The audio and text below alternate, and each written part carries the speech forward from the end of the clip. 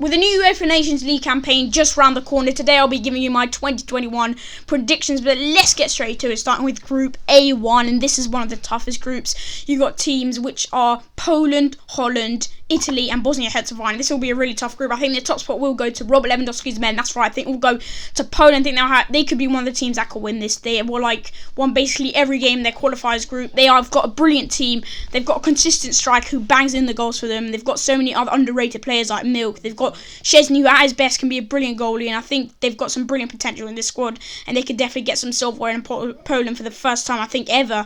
But moving on to that second spot, I think it will be last year's finalists, Holland. I think they just need a new manager. They've got the great team, the players, but they're just a bit inconsistent at times, and that's one of the main reasons they lost the final last time. They've got some brilliant players such as Virgil van Dijk, Memphis Depay, Gigi Wijnaldum, but they're not really taking that potential in the Holland. They're not always at their best.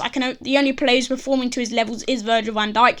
Third place, this will probably be one of the surprises in this prediction video, is going to go with Bosnia-Herzegovina. I think they're an underrated team. They've got brilliant players such as Pjanic and Edin Dzeko, and those are two brilliant players who link up brilliantly in that side. I think they are an underrated country when it comes to football, and I think they'll be able to do a third spot, which will be good for the group they're putting in. That's where I'm putting Italy in bottom. I think they've just been poor in the past few years.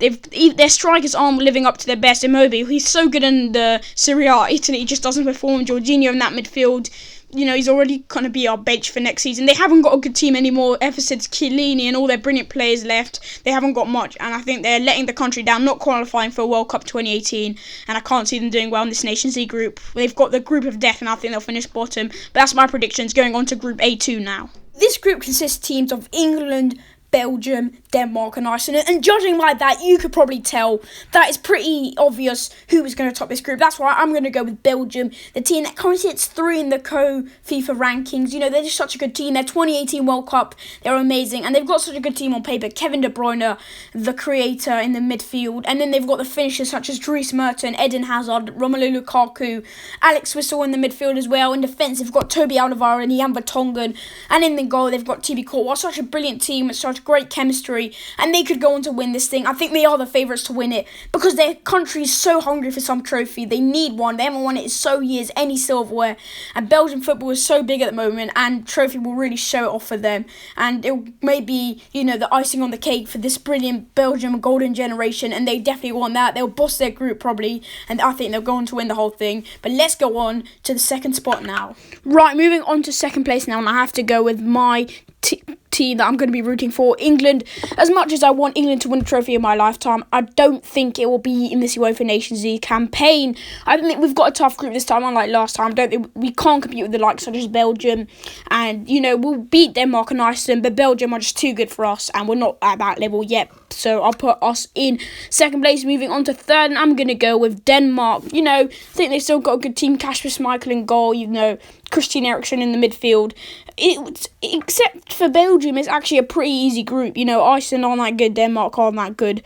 So I think Denmark will finish just above, because Iceland, I think that they do brilliant for a small country like theirs, but Euro 2016 was a long time ago. They haven't been performing as well since. We all have a soft spot for Iceland because just how they are in the country with such a small nation, but they've got so well in football. But I think they'll have to finish bottom of this Group A and get relegated to Group B. But moving on to Group A3 now. Moving on to Group A3 now, and I think this is again a really tough one, but the top spot I'm going to go for the 2018 World Cup winners, France. No much question there, they are the best team in the world now, and I think they'll boss this group, with Portugal, Croatia and Sweden. It is a tough group. I think France are the best team. Second spot is the one that really got me thinking, who should I put, Croatia or Portugal? And I'm going to actually go with Croatia. I think, they're both pretty inconsistent teams. Ronaldo's going down a bit.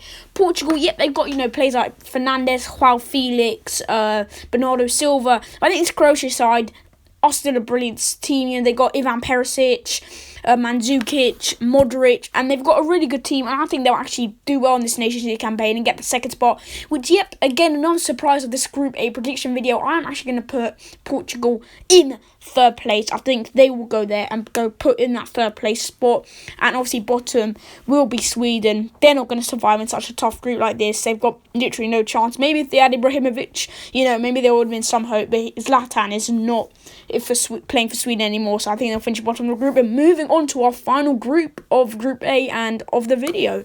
Right, moving on to the last group of the video, guys. Group A4, consisting the teams of Germany, Spain, Switzerland, and Ukraine. Now, it's a tough one because the two main teams, Germany and Spain, are kind of a slope with their international football. But I think the number one spot in the end will go to Spain. I think, they've still got a brilliant team, and we can't forget, they've still got the better players, I think, than Germany, who are just so inconsistent ever since that 2018 World Cup. I don't think we'll get the good Germany in this Nations League. I think they'll finish in the rise-up spots. Spain first, Germany second, in my opinion.